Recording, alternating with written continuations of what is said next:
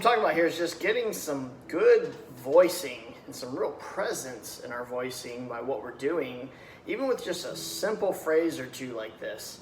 So, you know, I was just doing this, just hitting the 5, 7 on the A, and then hitting the 5 on the D twice and hammering it onto the 7.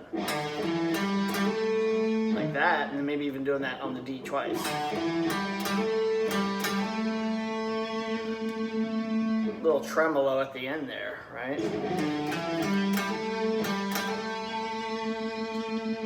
This kind of thing, and so then it's building a big sound, right? A big rock and roll sound. That's what I want you to get the vibe of.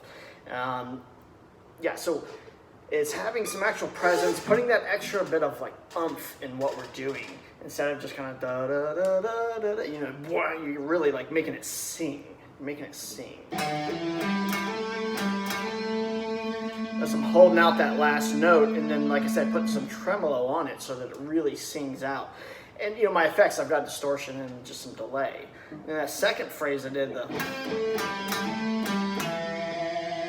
right, it's just something where I'm hitting the 5 of the G, 7 of the D, and then doing that same thing on the D, hitting the 5 twice and hammering on the 7.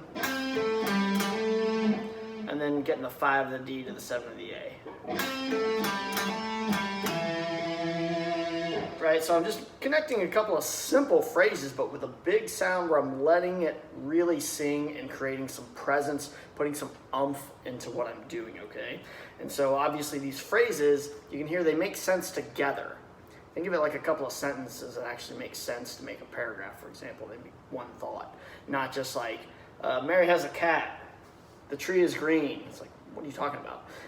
You know, think of it like our phrases are like these different sentences that are making a paragraph, right? It all is one idea. It makes sense together, that kind of thing. So I just want to give you this idea on creating a big presence with what you're doing, though. So maybe take that idea and rock it out, okay? Have fun.